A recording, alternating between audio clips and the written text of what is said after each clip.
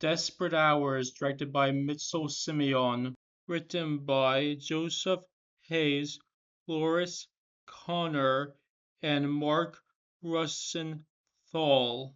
Released 1990, starring Anthony Hopkins. Director of The Very Real Deer Hunter has fake blue lighting in his movie.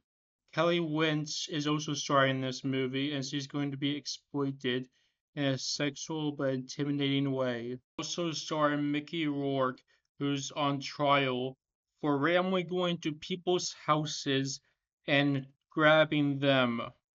That's his character in this movie. This woman is not being objectified because she has something powerful in between her legs, like a gun. So she's still powerful. Sometimes Mickey York does a good job of being intimidating. Next, Mickey York wrestles and abuses her in public and shows her, but then she acts sad that he's leaving. What the hell is going on? Next, you see Anthony Hopkins, who keeps bothering his daughter when she wants to be left alone. Minnie Rogers was 37 in this movie, and Anthony Hopkins was 53. Minnie Rogers is playing his wife. We get a, oh no, the parents are arguing again scene like we're supposed to care. Anthony Hopkins is like, how can you put our wonderful house up for sale? Anthony Hopkins is like, you want to drive? So much sappy crap. Next we get a manly crazy scene and a man's like, of course you can drive my $100,000 car into a lake. Man craziness, beautiful woman leg. This curly-haired lady says, I want her to go to the man that abused her in the opening scene. What is this weird crap? This is a wild man of fantasy movie. Ugh. Mickey Rourke is like, I'm going to disturb this random rich looking house because this is a wild man fantasy movie and there's probably a hot woman in that house. Mickey Rourke is like, do you have a husband? Is he a lot older than you? So in comparison, I'm a respectable man, even though I'm gonna throw you around later. What the hell is this movie? So she doesn't call it the police because this movie needs to be 8 hour 40 minutes. Yes, Anthony Hopkins comes in with a baseball bat, but Mickey Rourke can't get defeated yet. He beats Anthony Hopkins with a baseball yet because this is going to be an imitating masterpiece for hour and 40 minutes. Of course, they all have to do what Mickey Rourke says because he has a gun. Of course, the little kid plays the punch out version that still has Mike Tyson. This is the audience for this movie. I'm an old man. This movie's gonna teach me to play Punch Out while I watch this movie and drink some beer. Some man empowerment stuff here. Men being like, we're going to abuse these women for the entirety of this movie. Then we see a naked woman.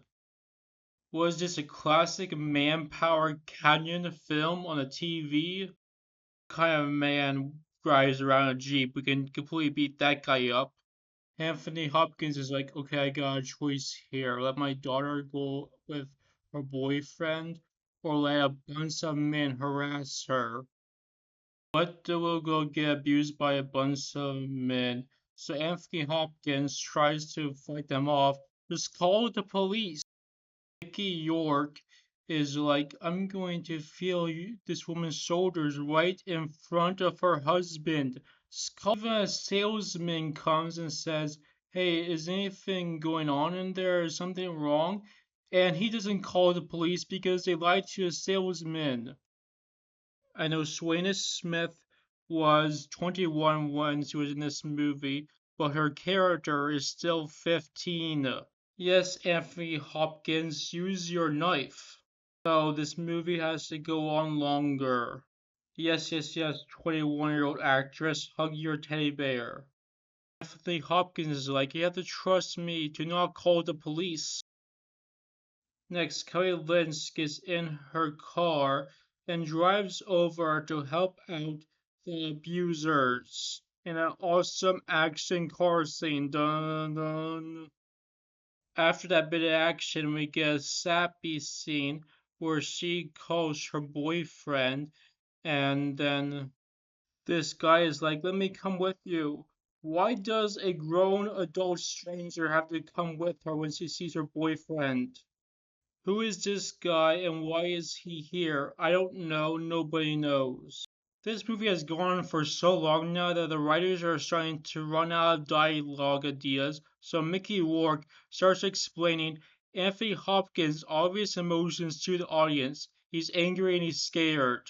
The abusers let Anthony Hopkins go to the bank for some reason. Wait, did they edit that scene in so it wouldn't have a scene where these two guys are stabbing each other?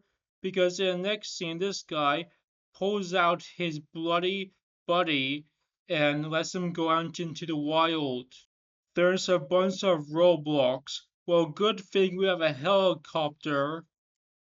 Next, the bloody man tries to grab this woman. Someone finally then going to call the police in this movie. When we get some nice scenery shots, we have to have a fake looking scope effect realism from the director of The Deer Hunter. Well, at least we get to see the director of The Deer Hunter film some outside shots instead of some inside shots. Even in scenes where a woman policeman is trying to catch our abusers, we still get boobs because this is still a manpower movie. Finally, someone called the police. We get a 5 minute, very emotional montage of music that goes, ah, as the girl is crying and they're walking around a house. After that, we get another emotional montage where the music goes, they're still just walking around a house. Mickey Rourke is like, I don't break any bones. All you've been doing in this movie is breaking bones. Finally, the villains get shot. Just let everybody out of this house already. Finally, Anthony Hopkins has his gun out against the abusers. Finally, the police catch the abusers. So that's Desperate Hours. This is a terrible movie. A real disappointment from the director of one of the realest and darkest movies ever made, Deer Hunter. This movie does try to be real and dark with Anthony Hopkins' performance and Mickey Rourke's performance, but that all gets ruined because of the dramatic music they constantly use, and the fact that the movie only goes on longer because the characters are so stupid and don't call the police. Even when there's like nature shots that look real, they still use that dramatic music, and they have stupid fake scope effects that is like a 90s stuff to ruin the realness of a guy running around in the woods. So yeah, even though the abuser scenes are intimidating sometimes, the realism is ruined by the fact that the main characters just don't call the police. So yeah, this is a bad and kind of boring movie. Don't watch it by. And the director um only made one movie after this one, so this pretty much killed his career.